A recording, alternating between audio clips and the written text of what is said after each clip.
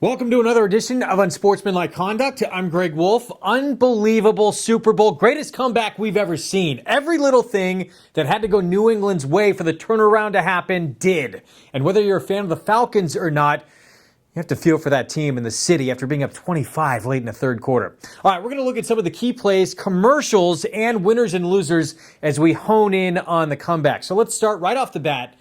Who comes off looking the worst in all of this? And no, it's not Arthur Blank. Yes, he came down from his suite, may have started prematurely celebrating a little bit, but he's often on the sidelines in the second half of games. It was his first Super Bowl, too, so I can't fault him that.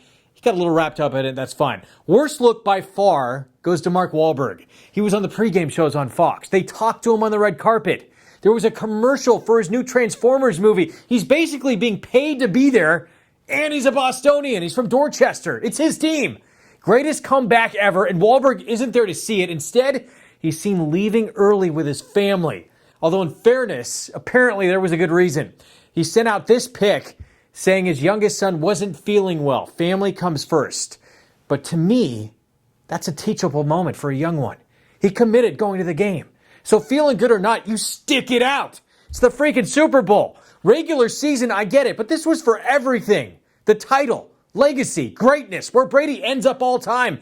It reminded me of some sage advice learned in preschool about responsibility. You got a pet. You got a responsibility.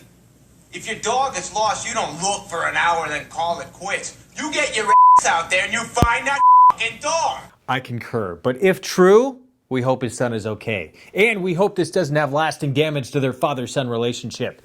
My mother refused to go to a Beatles concert with my father years ago, which just so happened to be the Beatles' final live performance ever. And I feel like the marriage was doomed from there. All right, let's get to the commercials and get those out of the way before we get to the game. Biggest reason to be pissed off, unequivocally, without question, Purcell. These poor bastards never had a chance. Admittedly, I should be better about doing laundry on a more consistent basis, but I've never heard of this laundry detergent, ever. So I did a little research, and apparently Purcell is huge all across the globe, but only started marketing to the U.S. in 2015 at Walmart. So this is their big moment. They buy ad time on Super Bowl Sunday, only unbeknownst to them, Tide, Fox Sports, and the NFL are all in bed together on a genius commercial campaign that was kept secret. That was one of the best of the broadcast. Terry Bradshaw's stain on his shirt fooled everybody, including me, wondering how it went unnoticed. Turns out it was all part of a genius marketing plan by the Tide people at Procter & Gamble, which later revealed the setup as Bradshaw leaves the game to get his shirt cleaned. Shot, by the way, originally at a junior college in Southern California, only to be rained out and then moved to a green screen in a garage inside the stadium. Tide, hands down, not only the big winner of the night, but Purcell has to be feeling like they got ambushed. I would not want to be in the marketing department at Purcell this week. Heads must be rolling. If I'm Purcell, I'm asking for a refund from Fox. Now, did anyone go and watch the conclusion of the 84 Lumber commercial? I'm guessing the White House administration wasn't among those who did. Besides, they were too busy dealing with the fallout from Melissa McCarthy's portrayal of Sean Spicer on SNL. The conclusion aired at Journey84.com. A mother and daughter go to the border only to see a massive wall erected. But then, to their surprise, actually, I'm not going to tell you. You have to go see it for yourself. But please do. And if you do, get back to us here on Unsportsmanlike Conduct because I'm still trying to figure out what that whole thing was about. I'm confused. Okay, so everyone's gone over the key plays, the collapse, the comeback, whatever you want to call it. But I picked out a few key plays that, to me, changed this game in New England's favor. We'll pick it up third quarter, 2:06 to play. Atlanta leads 28-9. Patriots have just scored on a Tom Brady 5-yard pass to James White.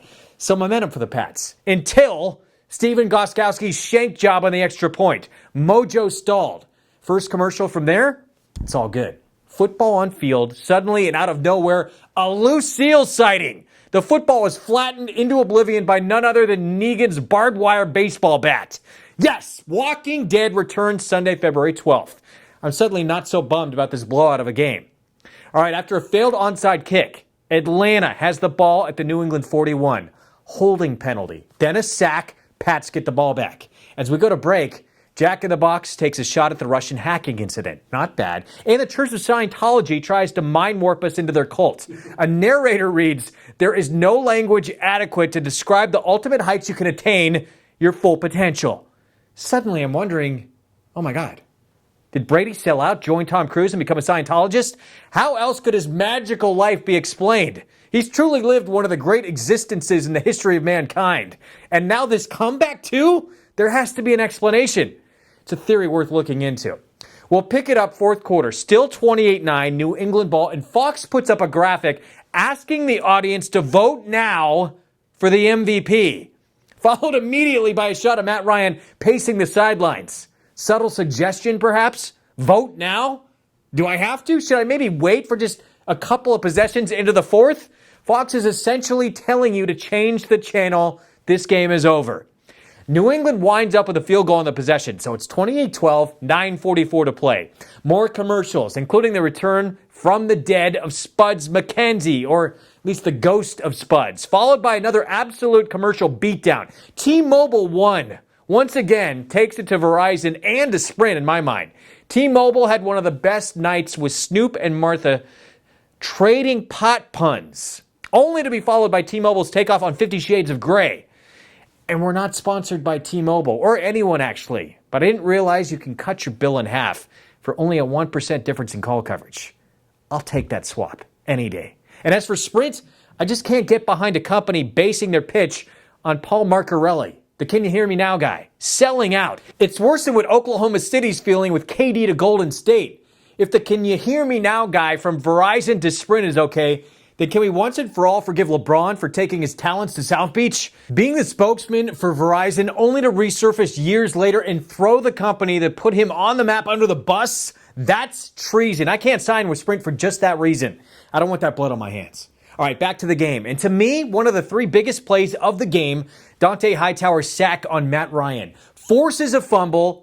Pats take over. The key here was the missed block. Hightower was 100% Devontae Freeman's responsibility. The edge is clearly overloaded on Freeman's side, and the right tackle is taking the inside rush. Freeman isn't even looking Hightower's way, who blows right by him. First Falcons turnover of this postseason.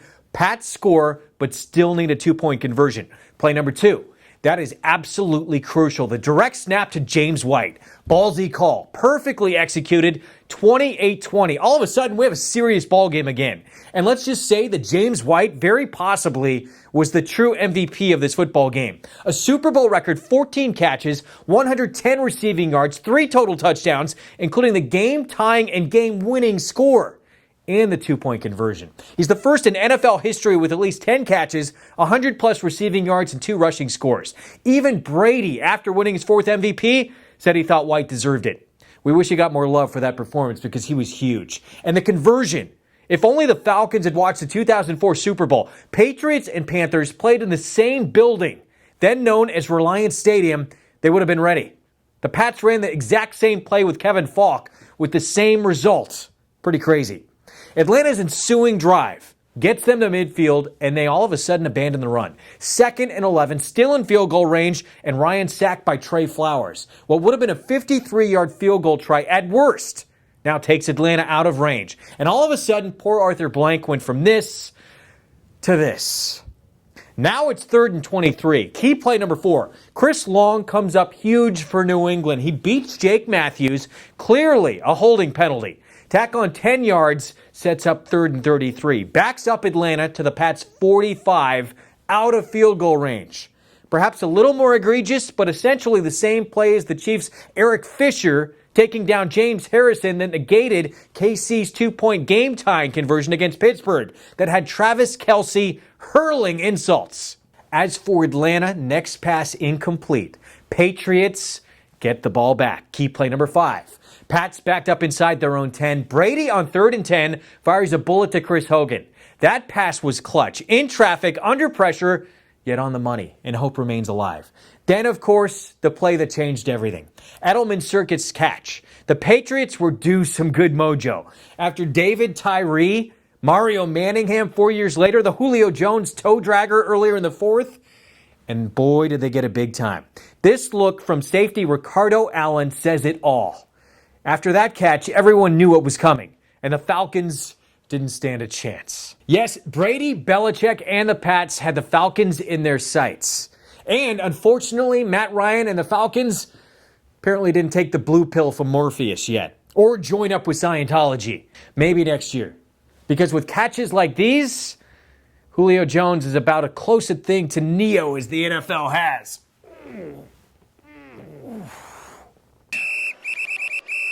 Oh, hey, I almost forgot. If you like our videos, you can subscribe right up here. And our next one, you can watch right down here. We've got a whole bunch of them. And we love your feedback, too. Subscribe!